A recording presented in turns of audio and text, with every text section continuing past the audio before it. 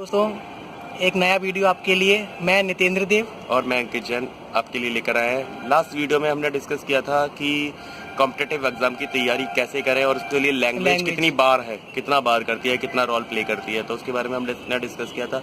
बहुत सारे लोग ये पूछते हैं कि हम तैयारी कैसे करें, क्या क्या सब्जेक्ट्स आएंगे, कहाँ से हमें गाइडेंस मिलेगी। तो इसके लिए मैं आपको बता दूँ कि बेसिकली जो लॉ हम पढ़ते हैं, बहुत सारे लॉ के सब्जेक्ट्स भी जो LLB में हमने पढ़ा वो भी आता है, बहुत सारे इसके अपार्ट भी आता है। लेकिन कुछ चीज़ें होती है दैट इज़ मेजर लॉ वो आपको प्रिपेयर करना ही है, वो क्योंकि वो ऑलमोस्ट एवरी स्टेट्स में आता है। मेजर लॉ हमारे कौन से हैं, दैट कुछ प्रोसीजरल लॉ, कुछ substantive law. Procedural law IPC, CRPC, CPC और CPC और evidence, that is procedural law. और सब्सटेंटिव जो मेजर है दैट इज IPC मेजर है, कॉन्स्टिट्यूशन मेजर है, TP एक्ट है। तो ये ऑलमोस्ट स्टेट्स में आ सकते हैं, एक आध सब्जेक्ट का डिफर हो सकता है, तो ये आपको तैयारी करनी ही चाहिए। सेकंड क्वेश्चन आता है कि इसके अलावा क्या आते हैं, तो इसके अलावा कुछ माइनर लॉज होते हैं और कुछ होते हैं लोकल लॉज जो सेकेंडरी थे। तो माइनर लॉज है, जैसे कुछ होते हैं लिमिटेशन एक्ट है, NI एक्ट है, स्पेसिफिक रिलीफ एक्ट है। ये स्टेट टू स्टेट वेराई करते हैं, कुछ स्टेट्स में आते हैं, कुछ स्टेट्स में नहीं आते हैं। साथ में लोकल लॉ, अब जो भी रेस्पेक्टिव स्टेट्स होगा वहाँ का लोकल लॉ आता ही आता है।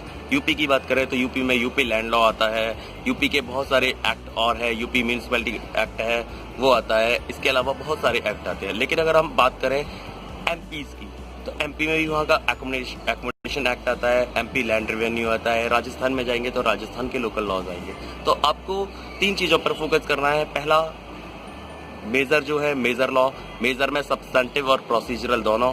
सेकेंडली माइनर लॉ और थर्ड इज लोकल लॉ जो वहाँ के स्टेट्स का है।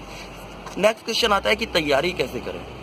तो देखिए, कोई भी किसी भी सब्जेक्ट की आपको तैयारी करनी है तो आपके पास उसका अच्छा मटेरियल होना चाहिए। वो मटेरियल ये है, अच्छी बुक्स होनी चाहिए, बेयर एक्ट्स होना चाहिए, और उस पर आप खुद से नोट्स बनाना चाहें, अच्छे नोट्स प्राप्त करें। तो that is the man point की तैयारी कैसे की जाए। बहुत सारे लोग का क्वेश्चन ये होता है कि हम प्री की तैयारी करें या मेंस की तैयारी करें। तो मेरा सजेशन ये है कि तैयारी, हालांकि दोनों की तैयारी में डिफरेंसेस है। प्री वास्ट एरिया है, प्री में एनी ऑब्जेक्टिव क्वेश्चन कोई भी आ सकता है। मेंस थोड़ा लिमिटेड रहता है। लेकिन आप तैयारी करिए मेंस की, तो प्री की तैयारी और मेंस की तैयारी को लेते हुए साथ में प्री की तैयारी करें, क्योंकि जब बहुत क्वेश्चन ही आता है कि जब प्री का रिजल्ट आ जाता है तो मेंस के लिए बहुत कम समय मिलता है, तो फिर उतने समय में आपकी पूरी तैयारी कर पाना संभव नहीं है। इसलिए स्टार्टिंग से ही, जब नोटिफिकेशन आउट हो या उससे पहले से ही आपको तैयारी मेंस की स्टार्ट रखनी है और मेंस के लिए पढ़ना है। कुछ लोगों का रहता है कि जो BR एक्ट है उसी के अकॉर्डिंग लिखना चाहिए, जो BR एक्ट में एज इट इज लिखा हुआ है वही कॉपी करना है, कि कंटेंट आ जाने चाहिए। जो भी एक सेक्शन बता रहा है कि डेफिनेशन में बिल्कुल, उसकी जो कंटेंट है वो आनी चाहिए, कि केवल जो BR एक्ट में एज इट इज है वो आना चाहिए, पूरा कटने वाला। ये चीज डिपेंड करती है कि आपसे क्वेश्चन क्या पूछा गया है। बहुत सारी चीजें इस पर डिपेंड करती है कि आपसे क्वेश्चन क्या पूछा गया है।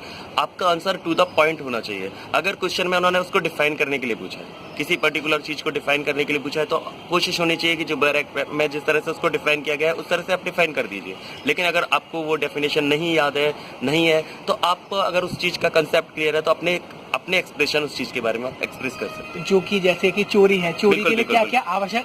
बिल्कुल। जैसे अगर थेफ्ट की बात करें तो 378 में थेफ्ट को डिफाइन किया गया है, IPC 378 में थेफ्ट को डिफाइन किया गया है। तो अगर आपको वो डेफिनेशन पता है, वो डेफिनेशन याद है तो लिख सकते हैं। अदरवाइज उसके इंग्रेडिएंट्स क्या होते हैं तो, लेकिन अगर लॉन्ग क्वेश्चन आया तो उसकी डेफिनेशन के साथ आपको इंग्रेडिएंट्स भी लिखने हैं। लेकिन ये मैं फिर दोबारा वही रिपीट करूंगा, इट इज डिपेंड कि क्वेश्चन आपसे क्या पूछा गया है। अगर आपको डिफाइन करने के लिए बोला है और आपके पास समय, क्योंकि मेन क्वेश्चन एक रहता है कि समय का भी बहुत अभाव रहता है, तो अगर इंग्रेडिएंट्स आते हैं तो आप ब्रीफ में, जैसे मूवेबल इमूवेबल प्रॉपर्टी होनी चाहिए, किसी के पोजीशन में होनी चाहिए, विदाउट कंसेंट लिए, ये सारे इंग्रेडिएंट्स जो भी हैं वो किसी भी सेक्शन के, किसी भी एक्ट के वो करें। एक और चीज़ मैं आपको बता दूं, इन एग्जामिनेशन में स्पेशली मेंस में टाइम मैनेजमेंट बड़ा इंपॉर्टेंट है।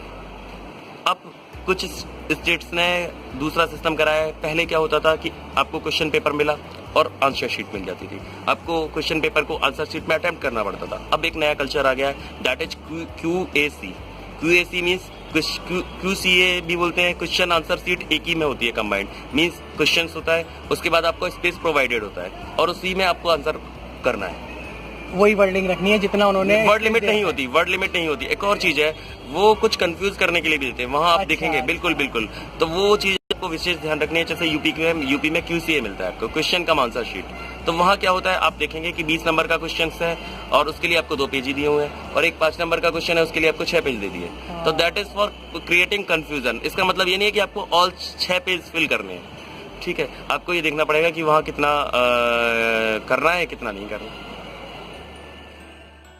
कभी कभी एग्जाम में ये होता है कि जो यूपी में जनरली होता है, वहाँ स्पेस प्रोवाइडेड होता है, हर क्वेश्चन के लिए स्पेस है। अब कुछ क्वेश्चंस के लिए आपको जो 6 नंबर का क्वेश्चन है वहाँ आपको 2 पेज दे दिए, और कभी कभी होता है 20 नंबर के या 10 नंबर के क्वेश्चन के लिए मात्र आपको 1 पेज दिया है।